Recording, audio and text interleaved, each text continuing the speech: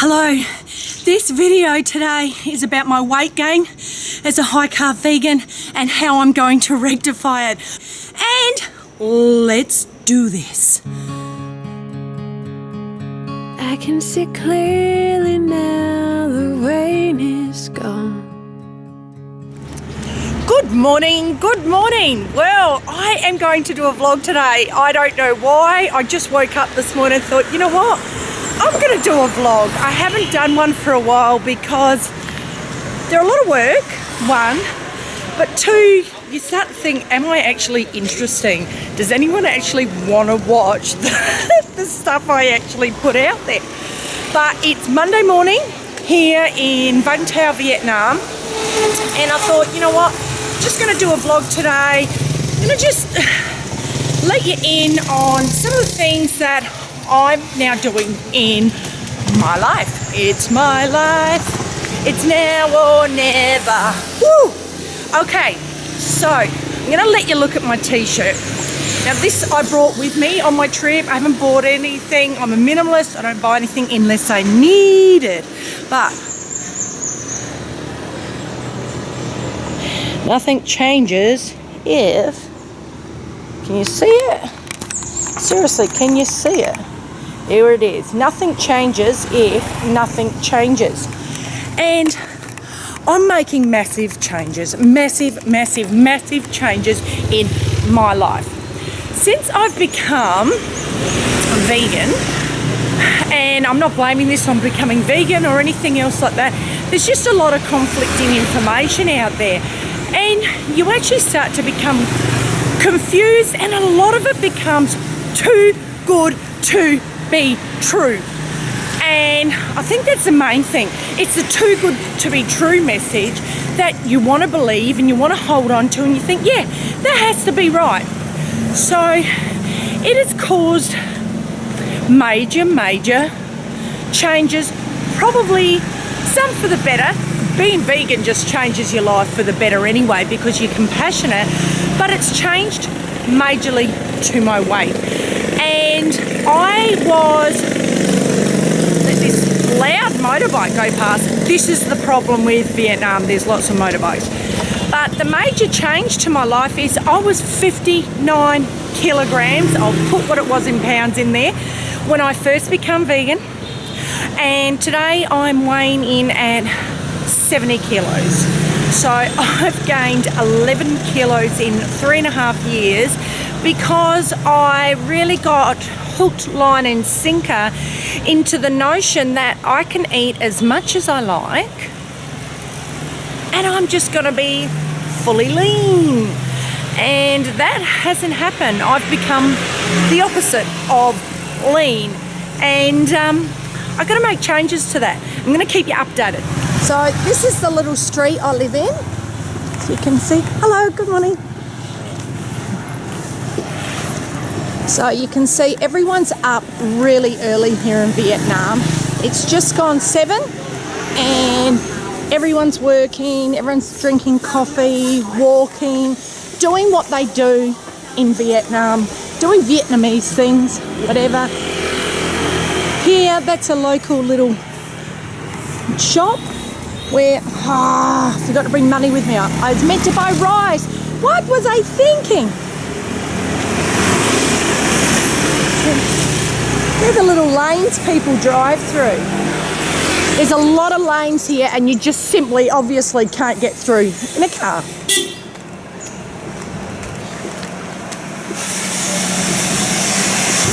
Now, you'll probably hear beeping. The reason motorbikes beep is not because they're telling you to get stuffed, as that's what beeping means in Australia.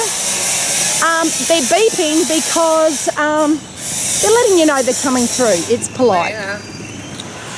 So I'm on a walk at the moment. I've been doing this since Friday. Friday is when I started Operation Jade's weight loss. I guess that's what you call it. And that's why I'm wearing this t-shirt. Nothing changes as nothing changes. And you know what's going to change? Me. And the whole thought process of you can eat whatever you like, as long as it's carbs, you're not going to get fat. What a load of crap, because I've got fat. So chickens, good morning. You see chickens throughout the streets of Vietnam. They're everywhere. Look at them. You can hear the rooster in the background. Hello, good morning. Good morning. You don't understand a word I say because you speak Vietnamese. Oh, you sweetie.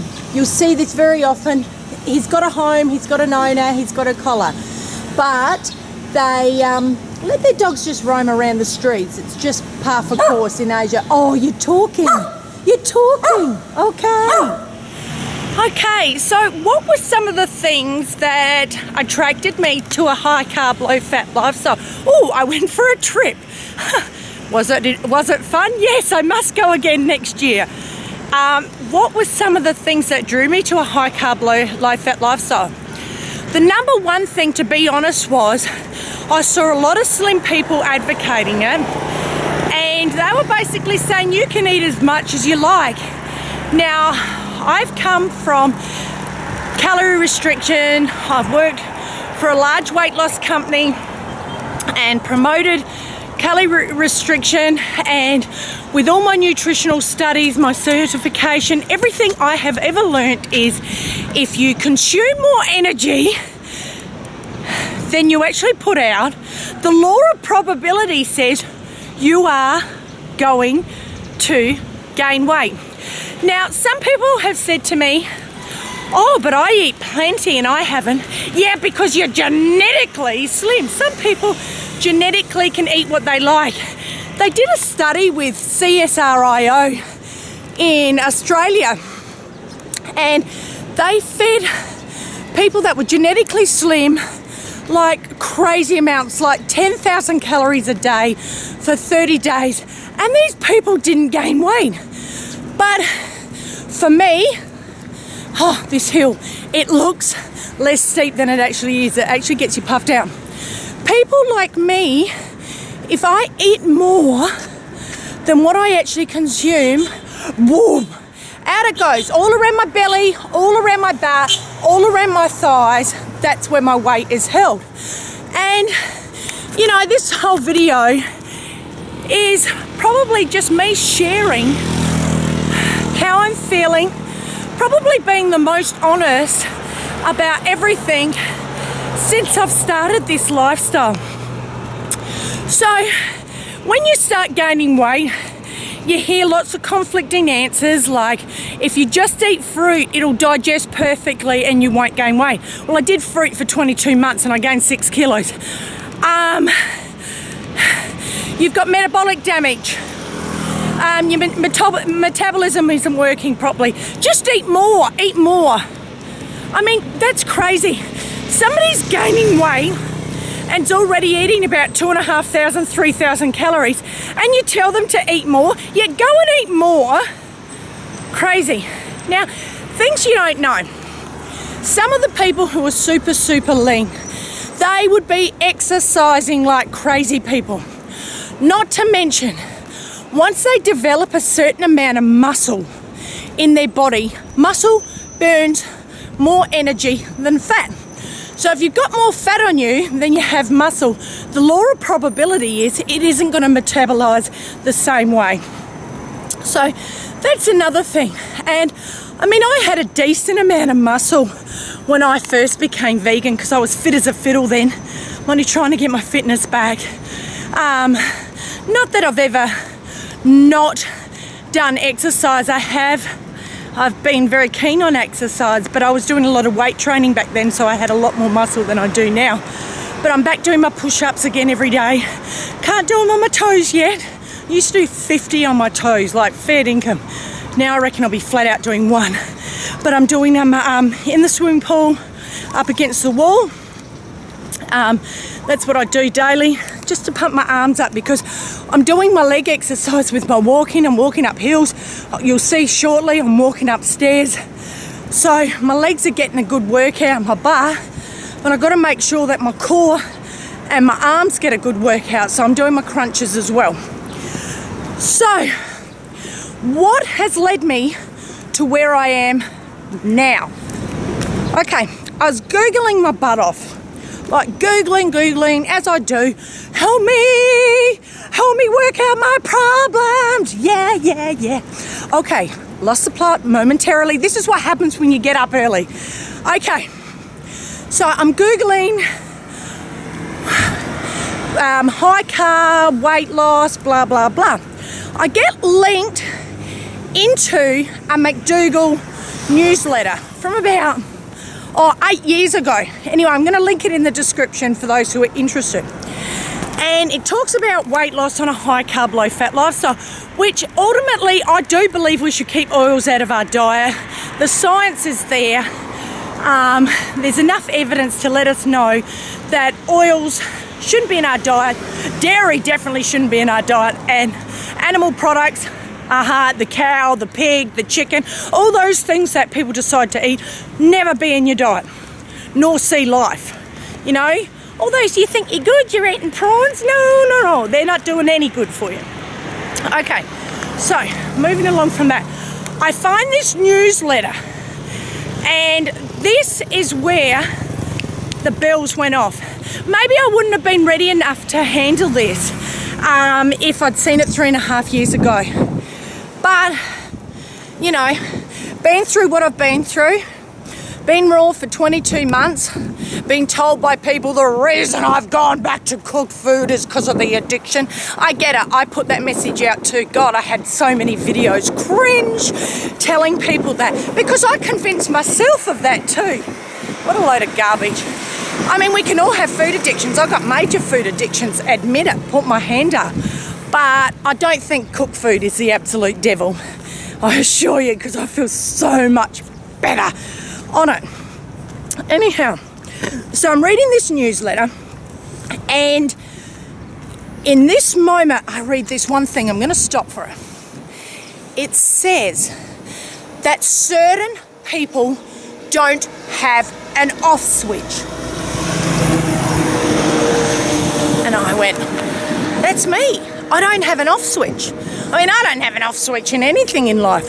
But when it comes to food, I don't have an off switch. And McDougall said it doesn't matter if it's potatoes, it doesn't matter if it's fruit, it doesn't matter if it's whatever. Certain people don't have an off switch. I said, oh man, this is why I need perimeters. I need perimeters.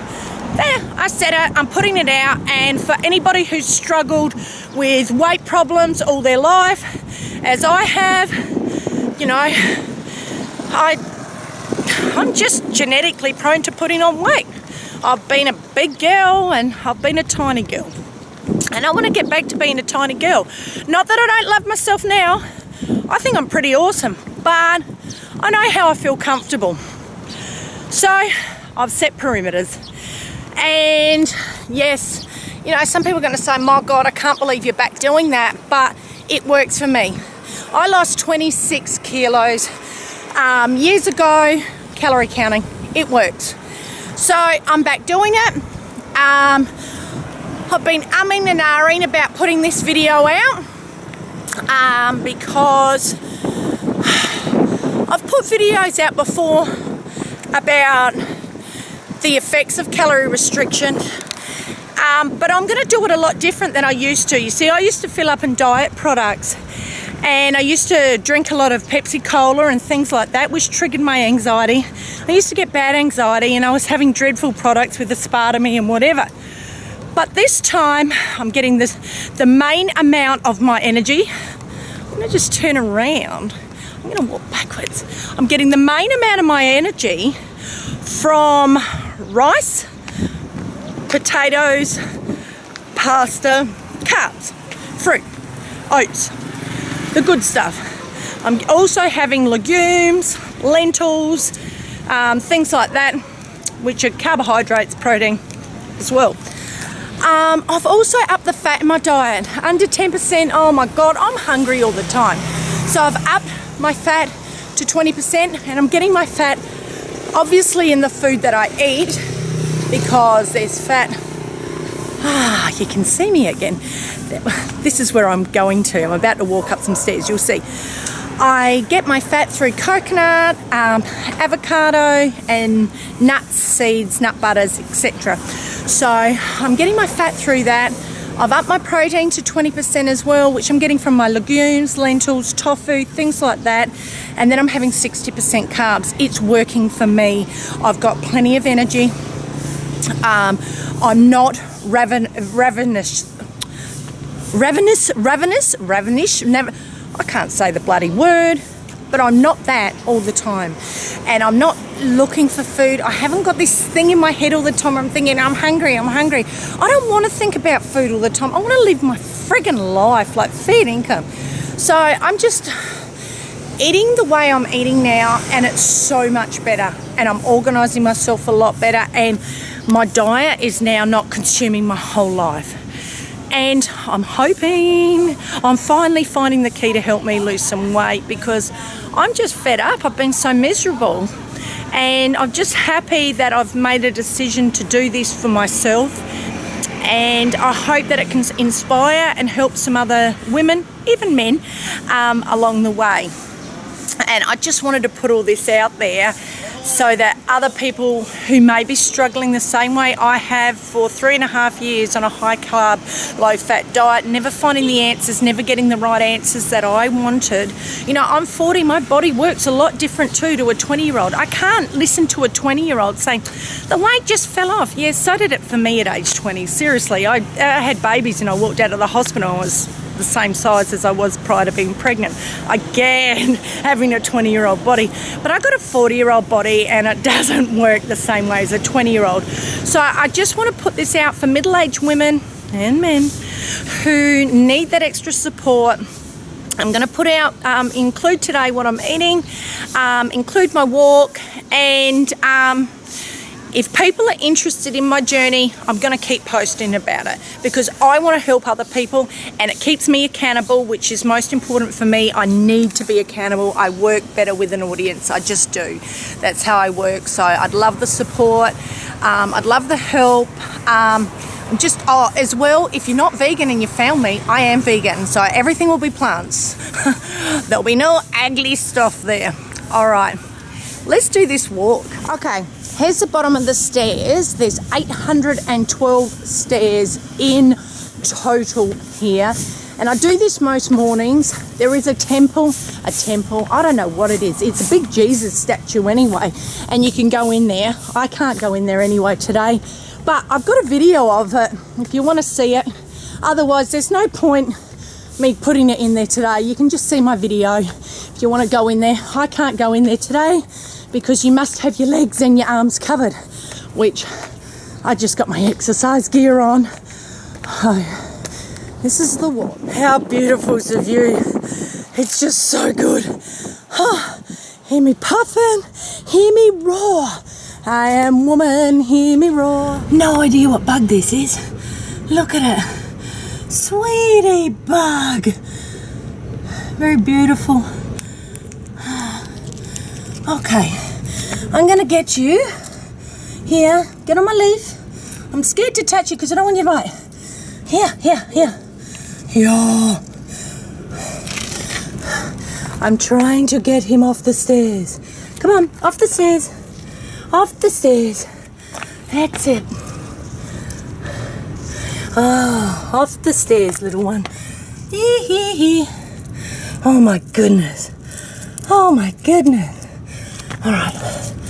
Ooh, I'm not a bug person, I must admit. But if you don't help these bugs, here he goes. All right. I'm not going to hurt you. Ooh, I'm scared. All right, I got him. Oh, there he is. Off the stairs. I usually do it just with the snails, to be honest. But I worry when they're on these stairs because people step on them. So I just do my part for nature. Even though I was scared of that bug, I must admit, because I didn't know what it was and I was scared maybe it could bite.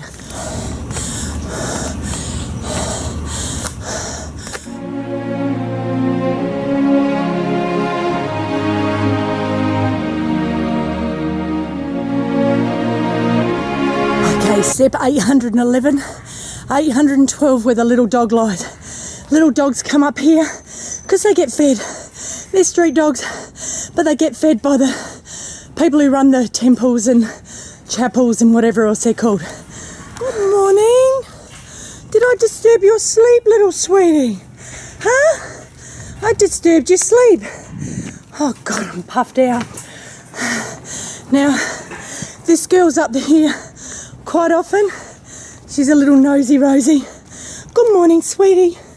Good morning. She don't like me too much. She don't like people. A lot of the dogs don't. They're not used to people. Okay, I'm hot. I'm really hot. So you can see I'm dripping in sweat. It's hot here and it's heavy going. I don't take a break the whole way until I get here. Then I have a bottle of water. Then I walk down and walk back. So I'm out of breath. Now, being out of breath is really important for weight loss because your fat comes out your breath. So I'm helping it come out my breath.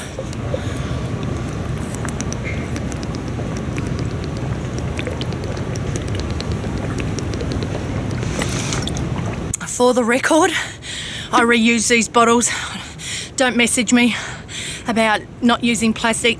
I don't own a drink bottle because I just cannot take it with me for storage. But I generally buy one of these. Actually, I buy 3 of these when I arrive in any new city and I keep refilling them. So it may not be the best for zero waste, but I can't afford to have any extra luggage to take with me because as it is, I have too much. So this works for us. So 3 of these and then just drink away. Hello. He rode up that hill that I walked up earlier with all that stuff on his trolley. They're amazing. They actually amaze me what they are capable of doing. Those women, their bikes are piled up with garbage. That's how they earn their living, recycling rubbish. People don't realise that 80% of Vietnam is poor and the average person lives on $5 to $10 a week. Not high income. This dog actually belongs in this little shed here. People live in that shed. People run their business out of that shed. That's their home. So be grateful for what you've got. And this is where I'm staying. And you may be able to see just here, with the washing hanging up. That's my apartment. I'm on level 4. I pay $70 a week, and for that I get my apartment. I've got access to a pool. I get a cleaning lady once a week, and I'm on a really great street. So, really happy with this apartment. Okay, so I was telling you before about my push-ups that I'm doing against the wall in the swimming pool. Now you can do them anywhere you choose. You could do them on a wall at home. You can do them on a chair. I have done them before just on a little ledge, like whilst I'm walking to stop, you know, so I'm able to do them. But I'm lucky enough to have a pool where I'm staying at the moment. I'm trying to strengthen my arms up so I can eventually get back to doing push-ups on my toes. I used to be able to do 50. I can't do them anymore. I'm doing them on my knees otherwise. So I get up against the wall like this, and I have my body out like that, and I just simply do this.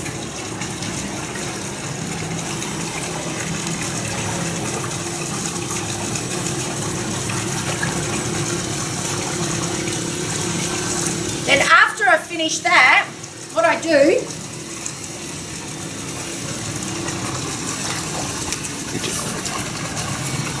so what I'm going to do now, just behind my cameraman, he is going to turn around and you'll see the hill that I actually climbed today. So there we go.